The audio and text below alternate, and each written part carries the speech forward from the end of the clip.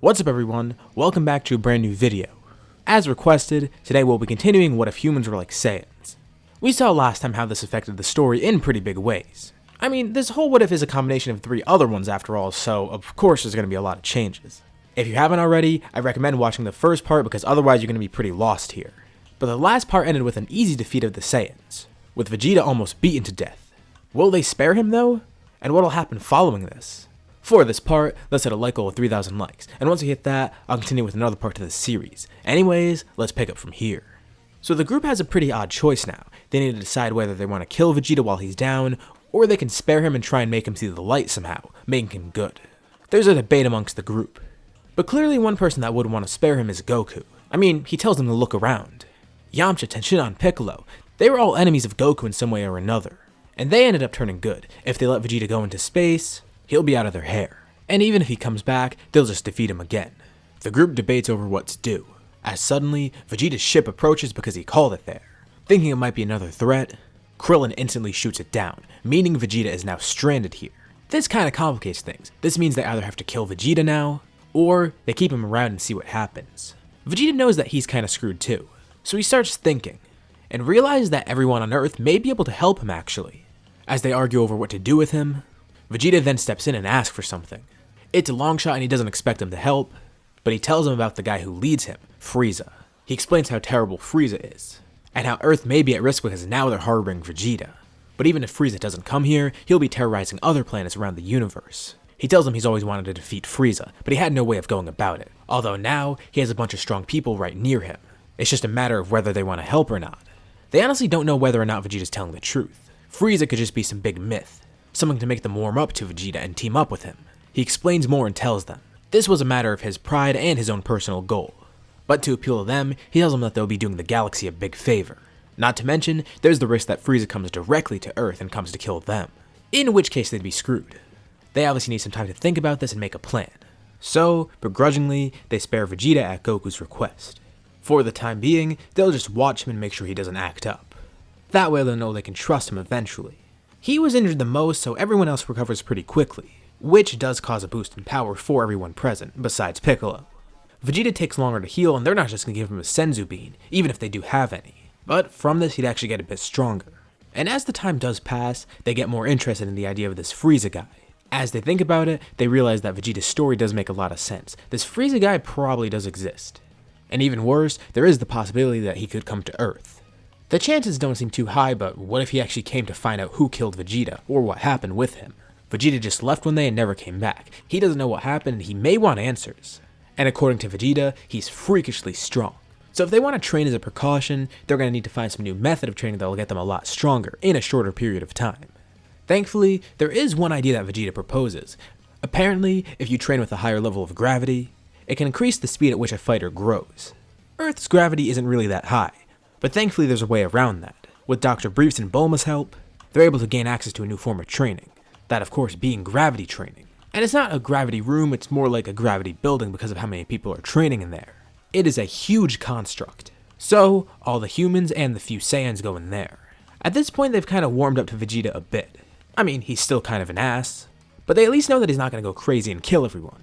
So, at least there's that. As for Piccolo, he actually goes off to Kami for advice. Sure, gravity training could be good for him, but he wants to figure out his other options. Kami actually tells Piccolo something pretty interesting. It turns out Piccolo inherited something from his father. Since he basically is the reincarnation of King Piccolo, he has the same eternal youth. He'll always be in his prime, and he won't die from old age. The reason Kami brings this up is because Piccolo can use this to his advantage, pointing to the Room of Spirit and Time. While the gravity room would be effective, this might be better for Piccolo. And honestly, he's in a weird spot right now. He didn't nearly have the same character development here that he did normally. And even though he's kind of allies with everyone, he's still somewhat of an outcast, and he knows that he doesn't have the same benefit of zenkais that humans and Saiyans have. In a way, he kind of got the short end of the stick here, which is why he's going to need to find some other means of getting stronger. Otherwise, he may not be able to keep up. Kami has a pretty good suggestion. First, he'll send Piccolo to his friend King Kai, and afterwards, he'll come back to Earth and do some training in the Room of Spirit and Time. That should be more than enough for him. And you know, it's kind of weird for Piccolo. Kami did help train him before when the Saiyans were coming to Earth, but he actually has no bad blood with Kami anymore. He's giving advice and the two are kind of helping each other out. They are technically kind of the same person after all. So even with Piccolo not having the same story here, he'll still have some development in other ways. He goes off to King Kai, and everyone begins their training. So, no one's really sure when or even if Frieza will arrive on Earth. But there is also another option. They could go directly to him and defeat him that way, just to make sure that nothing ever does happen. And that's kind of what they are planning, because they train for a year and nothing ends up happening with Frieza. He either can't find Earth or just doesn't care. But still, they want to be safe, so they decide they're going to go find him and deal with him that way. But with a year of training, of course everyone's grown a lot stronger. As we saw in the Namek arc, Goku grew multiple times stronger in a few weeks with gravity training.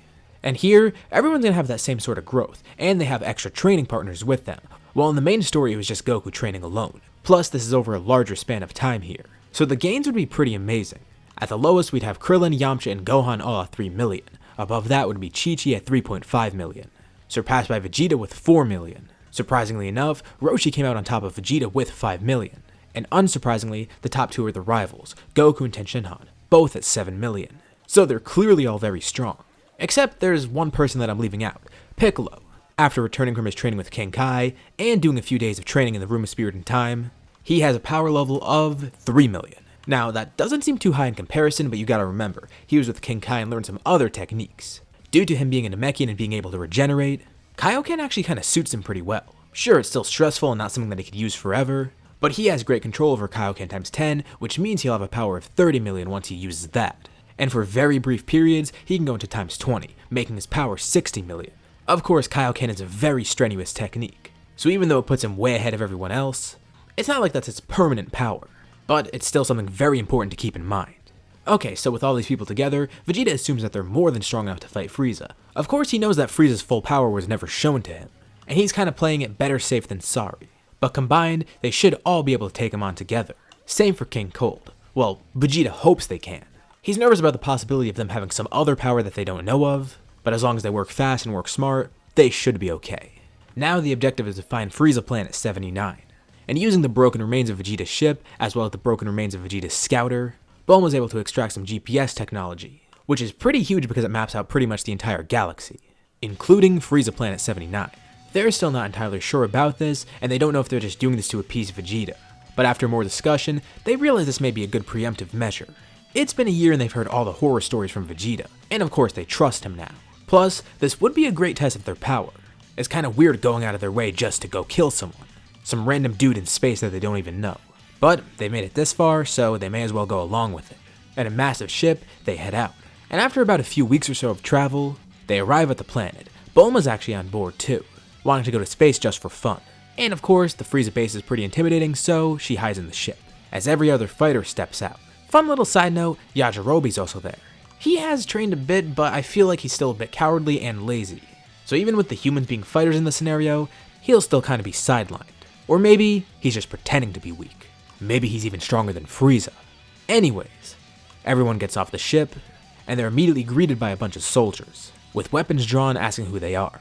Vegeta takes charge, easily wiping them out. This puts the base on high alert, and luckily, or unluckily, the Ginyu force is there, and they respond right away. Vegeta didn't really expect this, but they shouldn't be a problem at all. He disposes of Ginyu first because he is the most annoying. His body swapping ability would be a bit of trouble. The rest of the Ginyu force is shocked. They never expected their leader to be defeated so easily. They all attack right away. Golo tries to stop time and panics trying to figure out a plan. Due to his panic, he can't hold his breath for long, and that leads to Yamcha knocking him out. Jace and Birdo try to attack, and Chi-Chi decides that she wants to fight them.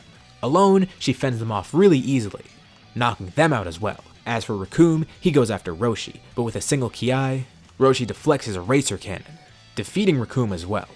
That wasn't so hard, and Vegeta noticed that they didn't kill any of the Ginyu Force members, so he does the honors. A little unnecessary, but it's Vegeta. As the groups focus on this, Zarbon and Dodoria attack from the side, going after Gohan. With a single kick, he knocks Dodoria far away, and Goku blinks at Zarbon, knocking him back. Their power is just way too much for any of the Frieza Force to handle. The army stands no chance, but there still is Frieza himself. After all the commotion, with a glass of wine in his hand, he steps out of his headquarters. Seeing what's happening, who are these people? They must be Vegeta's new cronies. He of course knows Vegeta and assumed that he died a while ago, but it appears not. And immediately, Vegeta attacks Frieza, savoring the moment. Vegeta's not going to be cocky about this. He is worried about Frieza's true power, so he tries to go all out right away.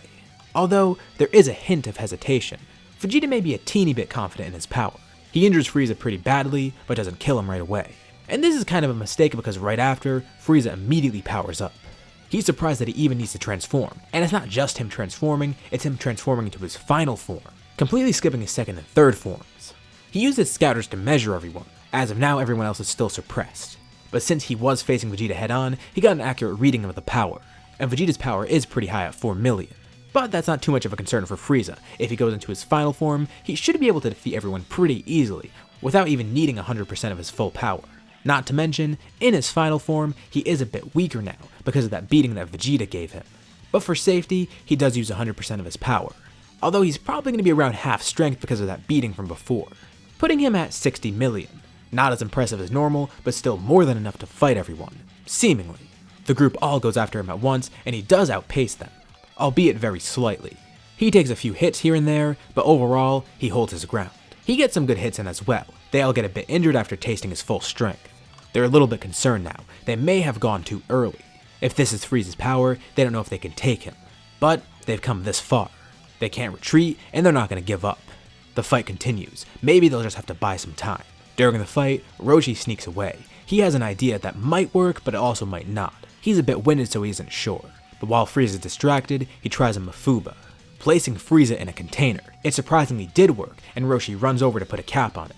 But before he can, the container suddenly explodes, hit by a laser from somewhere else. Frieza escapes the container, although he did get weakened quite a bit by this technique. And another fighter steps in. It's King Cold. Crap, they were hoping he wouldn't join this soon. Roshi weakened Frieza a bit with that technique, but they're disadvantaged once more because of King Cold. This does complicate things, although Piccolo gets an idea too. And much like Roshi, he sneaks off mid-battle, going far away.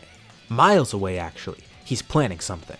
And telepathically, he communicates with the group, telling them to try and hold the two of them still. They're not too sure why, but they listen to Piccolo. They don't know what it'll accomplish, but that shouldn't be too hard. Thankfully, Frieza and Cold can't sense what's happening miles away, as Piccolo begins charging. The group continues fighting the two tyrants. Frieza and Cold have a clear upper hand, and literally have the fighters on their knees. They may actually be at their limit, but while they're downed, Roshi looks at all his students, asking them to follow his command.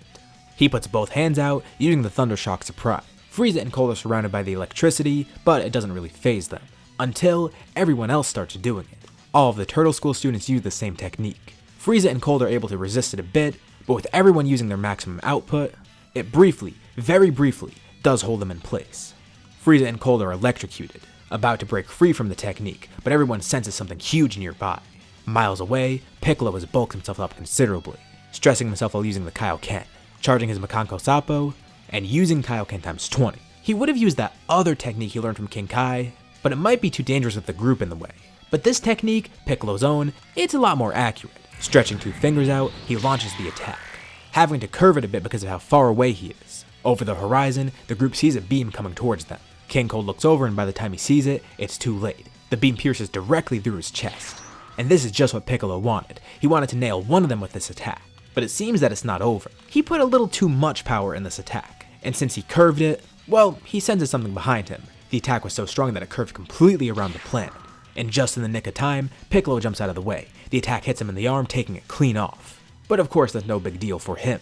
The beam continues circling the small planet, once again hitting King Cold, and again. And at one point, it even scrapes Frieza. Not a direct hit, but enough to injure him some more. Both the group and Piccolo are amazed at the power of this attack. He didn't expect it to be that potent, but thankfully he jumps out of the way in time. King Cold and Frieza fall to their knees, with Frieza actually in better shape than Cold now. Weakened, Vegeta steps up to finish them off. Borrowing something from the late Nappa, Vegeta lifts his fingers up and throws them in the air with a gigantic storm. Frieza and Cold are pretty durable, so they still survive this. So angrily, he uses the remains of his power and keeps spamming this. Frieza and Cold shout as they're tossed in the air like a salad. Salad. And somehow, they're still alive. Gross. They really can survive a lot, can't they? But thankfully with some help from the group, they're able to finish off the two tyrants. And now, finally, their job is complete. They knew Vegeta was a bit chaotic, but after seeing his performance today, yeah, they may have underestimated how chaotic he is. I mean, they weren't really planning on massacring everyone, but Vegeta clearly was. But you know what? He's on their side and they can kinda excuse it because these guys are bad. Although they definitely do want to keep an eye on Vegeta. He seems like a loose cannon. In the ruined remains of this planet, everyone in the group picks each other up, weakly celebrating their victory, as they all limp back towards the ship. Well, that was definitely interesting. And now they head back to Earth. And with that, I think we can leave off here for now. So, what did you guys think about this part? What do you think will happen with everyone's training in the future? And what do you think will happen with Vegeta? Also, what do you feel will happen next after this arc? Leave any thoughts and suggestions in the comments below. I'll be sure to check them out to see what you guys think. As always, if you liked the video, be sure to drop a like. And let's try to hit that like goal from the beginning of the video so we can get another part to this series. If you haven't already, why not subscribe, as well as hitting the bell icon to get notified about any future parts of this What If, or any other videos that I upload on my channel. Thank you all for watching, and I'll see you all in my next video.